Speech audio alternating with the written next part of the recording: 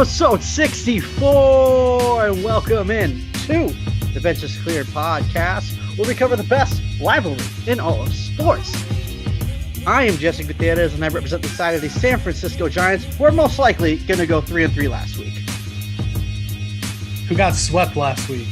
And I'm Tyler Coe, and I represent the Los Angeles Dodgers, who went a fantastic 7-1. Almost a perfect 8-0. So close, but we swept the Giants.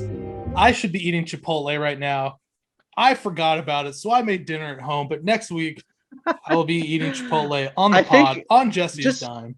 Well, I think that like a coupons expire, so I think if I'm in my right minds, I think I can exit out. But we could talk lawyers, and we can cease and desist letters, and we'll get that figured out in court later. Yeah, I mean,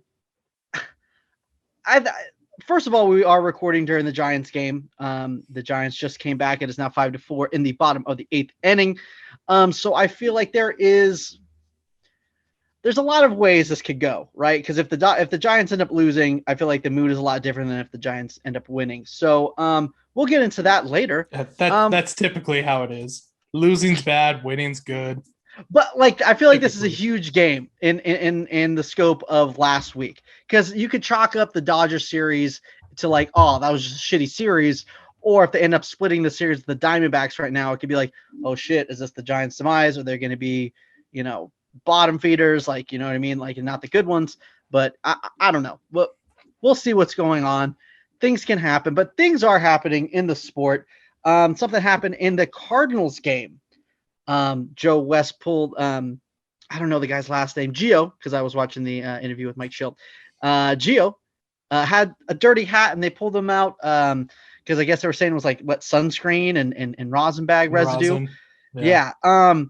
So he gets told he has to just change hats. Joe West kind of does the right thing in not throwing him out. He's just trying to like, hey, this is not a good look. Let's just get this guy another hat. But at the same time, it's kind of throwing dirt on his player. So I understand why, Mike Schill had to, stick up for his dude.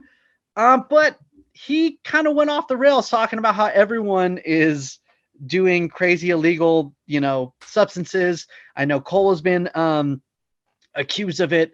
That the Angels, was it locker room attendant got fired for that? Yeah, exactly. So, I don't know. Are things going to start to unravel? Is it just kind of like a blip on the radar? What do you think, Tyler? I don't know. I really hope things start to unravel, but I don't think they will. I think Robert Manfred probably saw that post-game interview and is handing down a suspension to the Cardinals manager as we speak for saying that. But right. No, I think they're just going to do nothing still. But the thing that gets me is everyone knows like the only acceptable form of using a foreign substance is sunscreen and rosin, because you can't. Rosin is legal and you can wear sunscreen. So everyone does it. And there's a great video. Eric Sim, who's like a part of the Momentum channel, did a video where he's testing certain substances, and they're using the Rapsoda to see the RPM. And sunscreen and rosin give you the least amount of uptick in your RPM compared to like Spider Tack or whatever, Pine Tar. But I don't know. I don't think it's that big a deal, especially when you consider a guy like Clayton Kershaw. He has his hat all season, and you can tell because it gets dirtier and dirtier. Yes. And I know they're talking specifically about this spot, but if you're just in the pen and you're wiping your fingers off, that makes sense. If they went out there and they checked under his bill and there was a substance and he was going like this and that's why there's a stain, then yeah, let's make a big deal about it. Right. But I mean, you can't prove that the guy's using anything. And then he goes out there and throws an 8-pitch inning and shoves with a new hat. So I don't think it was anything. And it just seems weird to enforce the rule now, because that's the whole thing, is it's never enforced unless it's egregious, like having fucking pine tar on your neck that's just like glistening. Right. But And I don't know. I just feel like they kind of open a can of worms on the wrong player. You know what I mean? Like it just feels like, I don't know. I feel like shit's gonna kind of unravel now. I don't know. I'm kind of hoping it is, but I'm also a little scared because here's the thing: when the Astros cheating scandal happened, and the rumor was a lot of teams are doing it, and that the Astros are just getting scapegoated, I was not in the least bit worried. Giants in 2019 were like the worst hitting team in baseball. So in no way was I like thinking that the Giants were doing anything close to this, or else that would be even worse. Like, I mean, like for instance, if I was a Dodger fan at that time, I would be a little worried. If I was a fucking Yankee fan at that time, a Red Sox fan at that time, I would be a little worried. In this instance, all the players that are getting kind of revamped careers with the Giants, I am a little like Kevin Gausman did come out at the beginning of the year when they were talking about the rules. He kind of talked against it, making me feel like, they're not doing that. But I mean, we won't know until something comes out. I mean, I guess no one's going to tell on themselves. You always want to believe your team. I think I saw your boy DeScalfani has a pretty high uptick in his RPM this year. So correct, exactly. That's what I'm saying. Like when it major comes to, yikes, dog. I don't know. I'm hoping not. But I'm just saying, if something came out, I wouldn't be like, there's no way. You know what I mean? Like, I don't believe there is, and there's no reason why I feel like he should be, I guess, looked at until something happens. But I don't know. But don't you think? We shall see what happens. Don't you think our boy Gio is kind of the player MLB would go out after to make an example of? Because they're certainly not going to go after Garrett Cole, even though they know, because they just don't want the publicity of like, oh, look, one of the, I guess, faces of Major League Baseball is a cheater, because they already went through that with a whole team, and let's see, they didn't handle that very fucking well. So now, I don't know. There's just no precedent set. There's no. How are you going to punish him when a whole fucking team cheated and they didn't get punished at all? How are you going to enforce this rule and start suspending people or banning people, whatever it may be? Yes. The MLB just doesn't have a leg to stand on at this point. So I don't think anything is going to happen. I have to tend to agree with you at this time, but I don't know. It's going to be an issue. It's going to raise eyebrows, especially of this getting to light. I mean, for all we know, in 2 days it could just be another blip on the radar. No one's talking about it, and it goes back to being baseball's dirty little secret. I did find it a little weird that you called Rob Manfred Robert Manfred. That I hated that, by by the way. Sorry. I don't know why. It doesn't make any sense because that is Bob Manfred. His name. I don't know. I'm just being a bitch probably, but I'm just saying it's a little odd. Well, what I think is funny, and I don't know if they did this because they didn't talk about it in the interview. They're talking about pulling balls and sending them to an independent lab to get substances tested. There we go. I wonder if they kept his hat.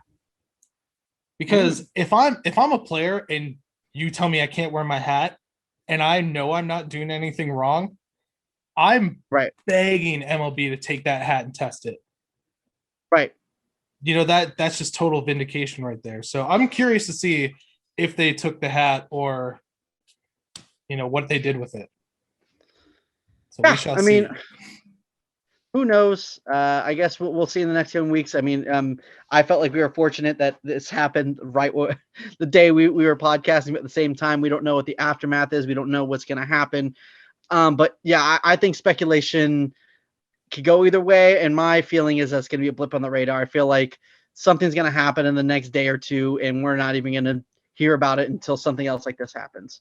So yeah, and we'll jump into this later in the show, but I bet you Robert Manfred was praying to God that something happened between the Dodgers and the Astros tonight, because then it could have been like, oh yeah, did you see Joe Kelly Carlos Correa again? Like suspension for 35 games. Let's talk about right. this for a couple weeks. Yeah. Yeah, I mean that makes a lot. I mean, there's a lot of things he could go to for avoiding. Much like our fuck you of the week, is gonna go to. I was gonna give it to the Angels, but I do understand we were talking a little bit before the podcast, so it technically wasn't their fault that they couldn't fire him yet. So they get a pass. So the fuck you is just gonna go strictly to MLB and Mickey Callaway, for the whole situation. I mean, 4 months to suspend this guy to 2022. I don't understand what takes that long to investigate this whole thing. I feel like you should see the text and that should be the end of it. I would need to know some sort of explanation on why it took 4 months to just look at a handful of text messages and checking on if they were actually sent by him. I don't understand it. It's pretty easy. Just go to info, make sure the number matches. Bing, bang, boom. Make sure it's not Photoshop. Call T-Mobile, because he probably has T-Mobile, and is like, hey, did this guy send these texts? And he's like, yeah. Yeah, case closed, 5 minutes. Yeah. I mean, I don't want to say 5 minutes because I'm pretty sure every single customer service line takes at least an hour. So I would say an hour to talk to someone. So an hour and a half, you should have had it done. Yeah. And I mean, I'm sure most people know what we're talking about, but if they don't, you should watch the episode of Real Sports, the HBO put out last night with a friend of the pod, Jessica Kleinschmidt. God, my fucking... Say that 5 times fast. Jessica Kleinschmidt. You can't say that. Because I'm drinking Dr. Pepper Zero. Dr. Pepper sponsor us. Yeah, definitely check it out. I mean, it's something that we all know, and we've talked about it before a few times on the podcast. We all know, sports, no matter how far it's come, it's still that boys club. And it's just so shitty to see, the things that these women have to go through, but I mean, credit them. They have to persevere through a lot more shit than any man does in the sport. And it just, I don't know. It's such a bummer, especially last night, just thinking like this stupid fucking behavior is what cost the Dodgers Alana Rizzo. Like if people were just decent, like everything would be so much better. But like you think Alana Rizzo, prematurely ended her career with the Dodgers because of pieces of shit like this. So, I mean, just be better. Don't be a piece of shit. It's not that hard. And I hate to say this, but like, I don't really hate to say this because the truth, it's not even just a boys club of sports. This just happens. Men abuse their power in the world in general. So it's not like something that people can hear and be like, oh man, if I was there, I'd say something. Well, it probably happens around you. So just make sure to stand for something and do something when it happens around you. But more importantly, in this story, it's not because a lot, if you talk to the other side, of people who think like, oh, they're just being sensitive, or why are they wearing short skirts, or they're just doing it for whatever. Their narrative is that women are using this to further their career, to kind of like use this as like a almost like a ransom, like, oh, I'm gonna come out with this is what I have over you. When they do come out, they get ostracized. So like it is the no complete advantage. Opposite. There's zero advantage of them coming out. Especially because specifically on Jessica Kleinschmidt's situation, on what she had. I mean, she was a freelance reporter, and this was the guy who was giving her interviews. Communications manager. Yeah, like this is the one guy holding her job. So it was okay. I gotta like, just as my career's starting to go off, do I come out and tell people that maybe people won't believe me? I could burn a bridge. It's something ridiculous that women have to deal with when they just want to do the fucking job. Yeah. And neither of us have played professional baseball. This is a big shocker, but we're not that good enough to play professional baseball. No one's ever questioned our takes of, someone might say, oh, that's stupid or whatever, but no one's ever like, you don't know shit about baseball, because they only say that to women. So it's something that continues to happen. And I don't think that is ever going to go away from like, internet trolls, but the executives and the higher ups, because from what I understand, especially like of the people that are coming out lately, a lot of it isn't player driven. This is like executives and GMs, people who work for the front office, people who hold a lot of power even over players. So, I mean, that I'm just hoping that they are able to weed people out and women. Hopefully, it doesn't happen anymore. But if the things that have happened come to light, and it sucks that you have to put this on the victims that it happened to. But yeah, I mean, the shit just needs to get out of the sport because it's not only is it embarrassing, but it's fucking disgusting. Yeah. And like you were saying, it's just not in sports. It's in every facet of society. So, right. I don't know what it's going to take for it to end. I'm sure you don't either, but hopefully we're progressing towards that. Yeah. But just do your part. Do your Yeah. part and don't be a Be dick. better. I think that's the only thing you could everyone as individuals could do. But on that note, ending there, I think that we should need to talk about this last week in these games. We're gonna do things a little bit differently because we did have a Dodgers Giants series. We're gonna finish up a series. We'll jump back and forth, and we're gonna start with, I guess, just the last game of the Red series. I mean, after that, I was on such a high. I mean, started off the week 1-for-1, sweeping the power hitting Reds. Kept them up. I mean, obviously the Reds aren't a powerhouse, but they do have a really stacked lineup. I mean, Jesse Winker and Nick Castellanos are monsters, and it was hard to keep them off the base pass. But they never scored. So, well, not never, but they rarely scored. So, yeah, I mean, 19-4 was the last game that we haven't covered. I mean, everyone was hitting. Darren Ruff was a triple short of the cycle, which technically means he was very far from the cycle. Close. Just not even close, right? Not even close. Yeah. So, but I mean, dude's had a monster day and was on a hot streak. It sucks that it looks like he's going on the IL, or at least he's going to be out for a couple games with what looks like a pulled hammy at this Diamondbacks game. But yeah, on a high at that point. I'm just reliving that air right there. Must be a bummer to use up all your runs before the weekend series there, huh, guy? Yeah. Yeah, I'm just looking back because it seems like the last two games of that Diamondback series was a long time ago. But we won 4-2 on Wednesday. We won 3-2 on Thursday. I was actually at that game. And what's crazy is, if I remember correctly, so I was at that game. I just remembered it being like a decent game, But I think the Dodgers struck out 13 times that game. And being there just didn't feel like that much. But I also think the Diamondbacks struck out 11 times. So there was a combined 24 strikeouts. And I was just completely oblivious to it. I thought it was just like a normal game, whatever. But apparently there was 24 strikeouts, if I'm remembering correctly. But all that matters, if you win the game, it masks everything. Like, if you win the game, everything doesn't fucking matter. The boys got the dub, and they were hot coming into the weekend series up north, Dodger Stadium North, as I now call it. Oh, get the fuck over yourself. Yeah, and then the Giants got swept, and now we're moving on to after that series. That's all we have to talk about. Oh no, let's talk about it, because I didn't get to really watch any of the weekend series. I had to watch highlights as they were coming in, condensed game. But I did get to watch Sunday's game, so that was nice.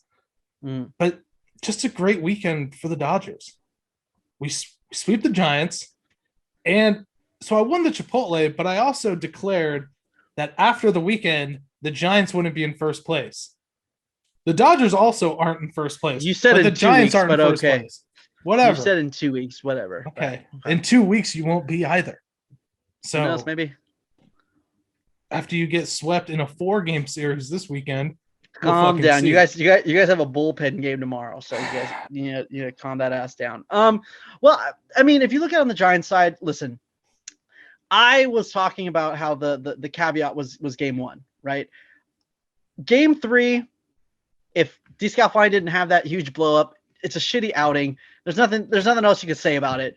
It was a weird thing. He's been good all year, just had a shitty outing. It is what it is. But if that game would have went the way that it was supposed to go, the way it was supposed to go. Yeah, Keep the going. way it was supposed to go. I feel like the entire outlook would have been so different, right? Like for instance, game 2, there was almost no way the Giants were going to win that one. I mean, Casimir versus Walker Buehler. There's just, I mean, Hey, it would have to. Scott Casimir did pretty Kazmir good. didn't No, look he bad did. though. No, he didn't. 1 run off of 4 innings. That's all they wanted from him. I think they wanted him to go 4 and then probably Tropiano to go, 3 or 4. He only went 2, but Yeah. So he did his job. But what I'm saying is it. Game 2 was a step up from a bullpen game from the Giants, in all reality, and for Walker Buehler to be, that's who you're going up against. You're probably going to lose. And game 1, it was a 1-run game. It could have went either way, and it is what it is. But the fact that they pretty much got blown out on the 3rd game just made the entire series unexcusable. It's just a sweep.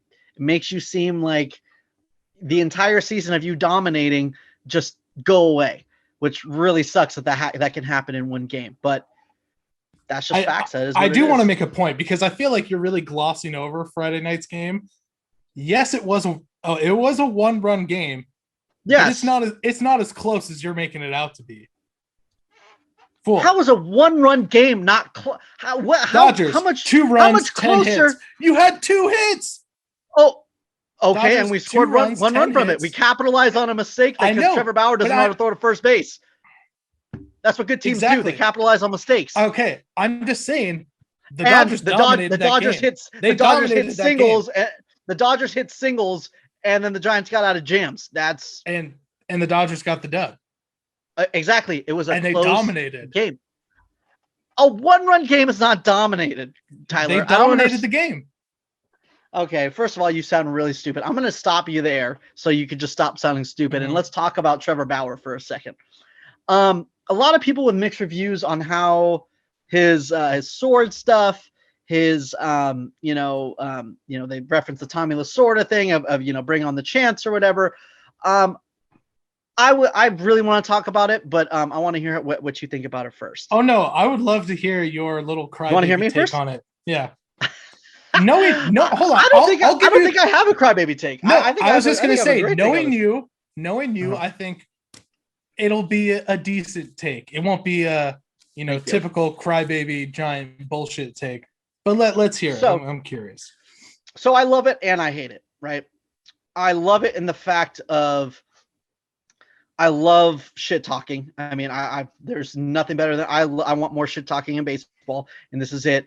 I love that he's the new villain that we get to, talk shit about how he can't throw to first, and I really hope if they obviously they don't see him next series. Yeah, exactly. I know that they're not going to see him next series, but the series, next time they see him, I hope when someone takes him deep, they fucking give him a sword or something like that.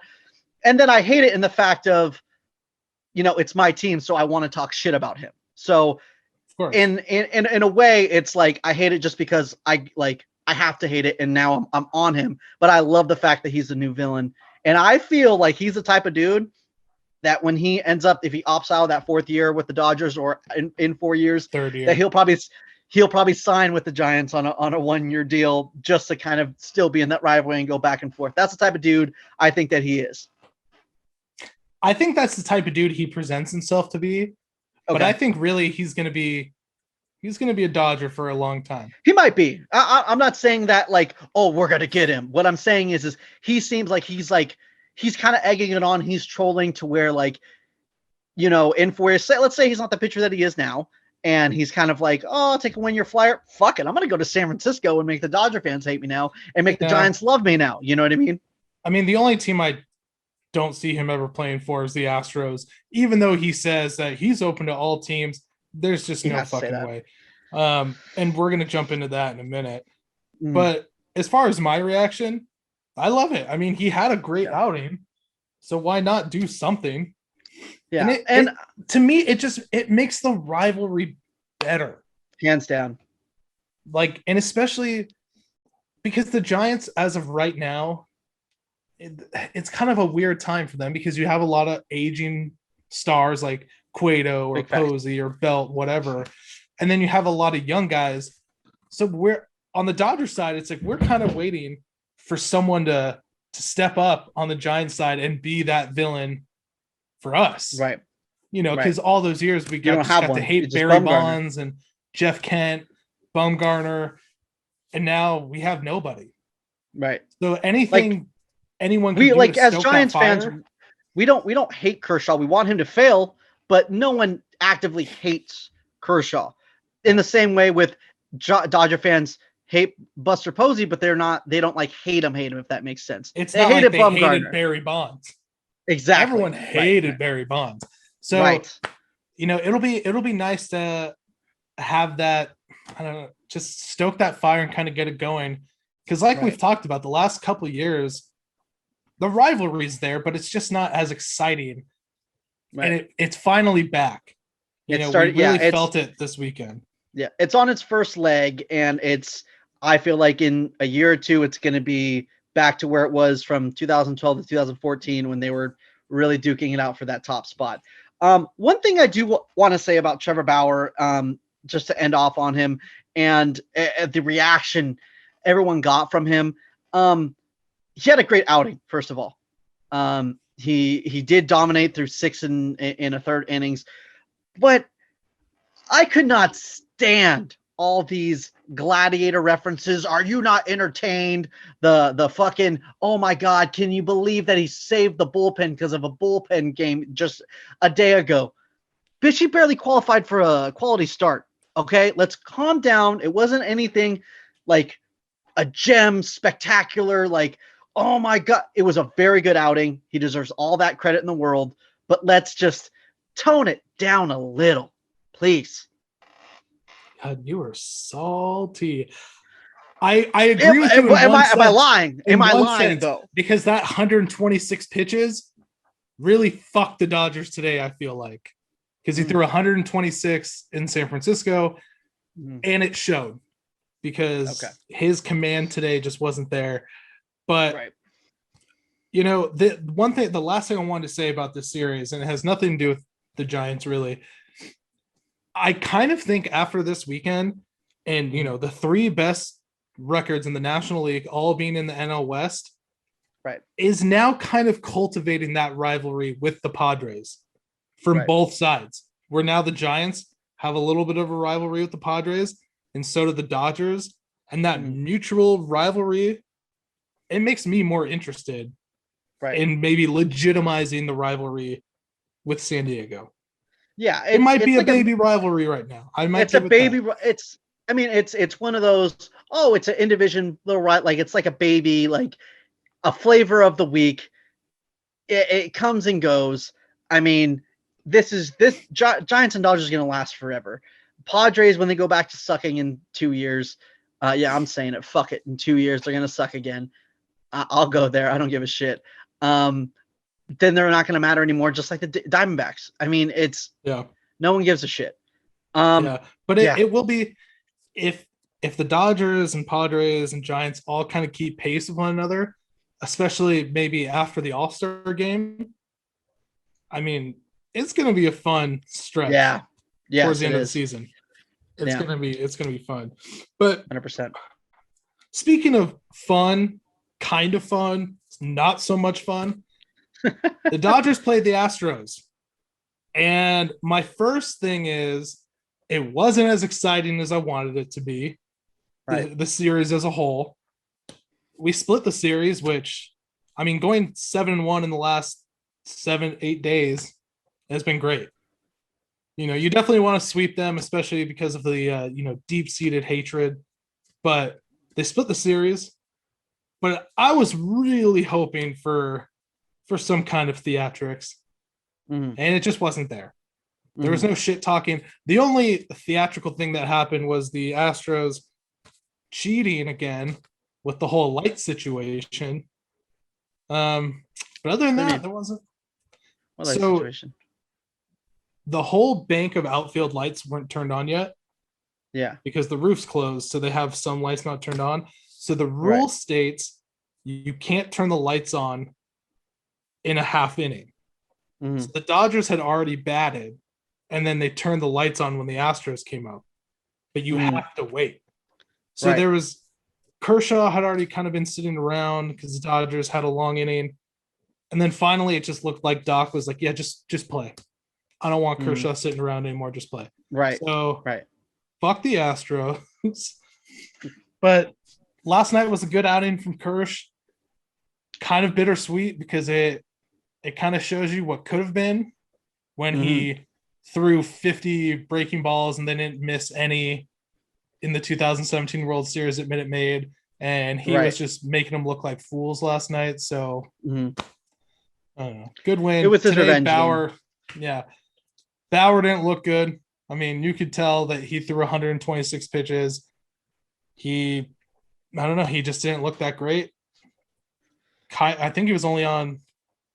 I know he was on he was on 4 days rest. So. Oh, this was his 4 days rest?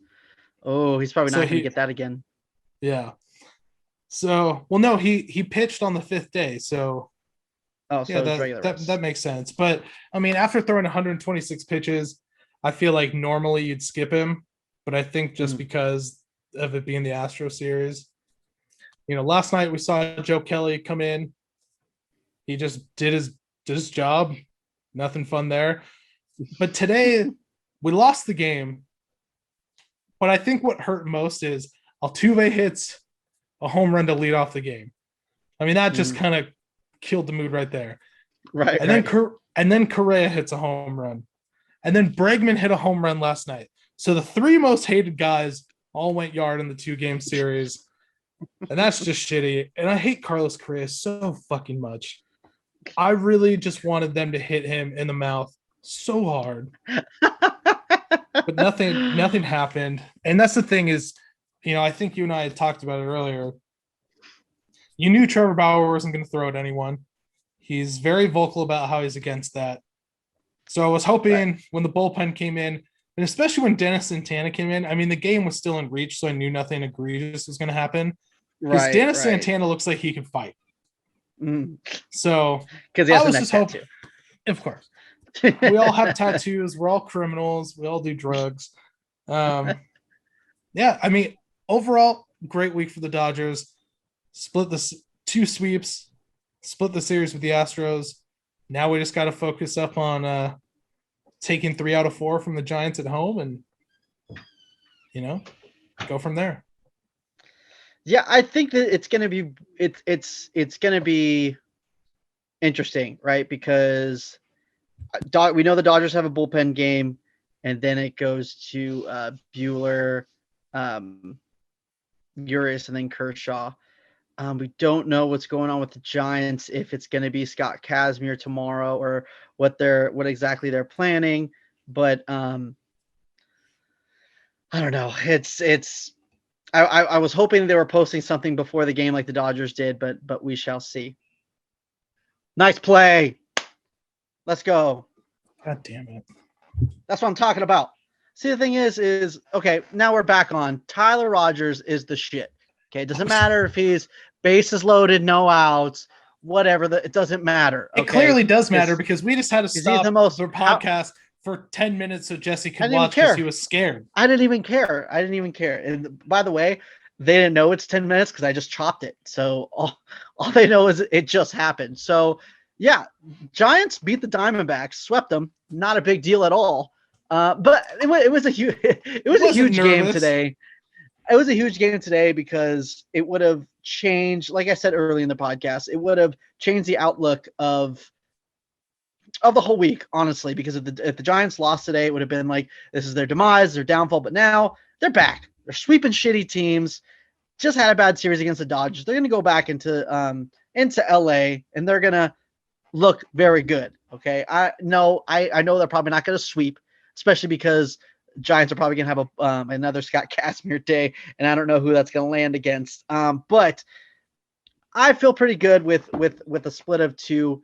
I don't know. Maybe they run into a 3 or 4. Let's go. But let me just talk for a second about my stud and dud of the week. But first of all, I do want to say one thing about the Diamondbacks series. I mean, Kevin Gausman, right? It was probably the worst he's looked, the most he's struggled in a very long time, and dude still went shutty 5 innings. So I'm really excited to see him against the Dodgers and to see what he could do. But my stud and dud of the week, right? It's got to be Evan Longoria. My man is smashing. Dude's hitting 400 with an on base percentage of 478. And what's his OPS? Only a 1.2 and BD with a couple of bombs in there, 7 ribbies. Love the dude. I'm really excited to see him getting back hot again. He started hot, got really cold, started hitting the ball hard, but was not getting anything to show for it. Now he is. Old dudes, what's good? And unfortunately, I do have to say something about my dud. It's going to go to Brandon Belt, who hits a 182 and a 250 on base percentage. And I think the most impressive stat on this whole thing is that he struck out 6 times on 12 plate appearances. Half the time. Fucking ridiculous. And I know people are going to chalk this up to him being hurt and him playing hurt.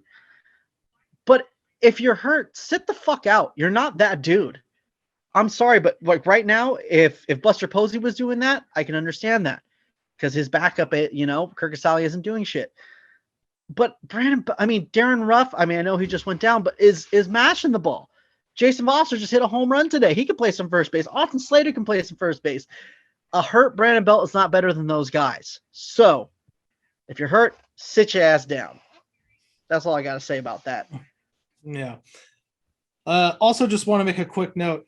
This totally changes the landscape of the weekend series between the Giants and Dodgers, because now, if there's a split, Dodgers and Giants are still tied. So it's going to be super important for both teams to try and take at least 3 out of 4. And I'm hoping the Dodgers do. In fact, I know they will. So there's that. Now for my stud and dud of the week. I think I'm going to start with my dud. Yeah, Edwin Uceta. Edwin Uceta. I don't ever want to see him pitch in a Dodger uniform ever again. He's a bullpen pitcher that obviously you kind of feel for him, because there's no way he'd be on the club if we didn't have 6 guys on the IL from the bullpen, or however many fucking guys we have. Right. Uceta pitched 1/3 of an inning, gave up 2 hits, 3 earned runs, 2 walks on Sunday. He was the beginning of the oh shit, we're about to blow this blowout game. Mm-hmm. So I never want to see him ever again. He's been bad all year. His ERA is almost 6. I don't want to see him ever again. But most importantly, to my stud, yeah, baby. Let me see if you can guess who I'm talking about. Okay, let's go. Last week, hit 667. OPS 1.667. Who do you think? Chris Taylor? I felt like he was on base. Absolutely wrong. Time. I am, of course, talking about my boy Julio Urias. Oh my god. My dog went 2 for 3 against the Giants, 1 double, 3 ribbies, 6 innings pitched, 10 strikeouts. The dude did it all on Sunday. He's 7-1 this season. I think his ERA, let me see, it might be below 3 now. Let's see, 3.03. The dude is shoving. He looked like a hitter up there. You said 3.03? Yeah. Just a tick over 3. He's looking great. So my boy Julio, stud of the week, doing it on both sides of the ball. Shohei Ohtani, get the fuck out of here, bro. It's Julio Urias time. Mexicanos, what's up? That's right, dog. The pride of Mexico, Julio Urias. Coming up this week, we obviously know the Dodgers have a 4-game series with the Giants at home. Hoping for a 3-1. I'll take a sweep as well. Then we get another tough opponent. We got to go 3 games against the St. Louis Cardinals, who I think have the 4th best record in the National League. So it's gonna be a tough week. But the Dodgers have done really well at home this year. With the Giants and Dodgers, we don't know the pitching matchup, so we'll see what happens.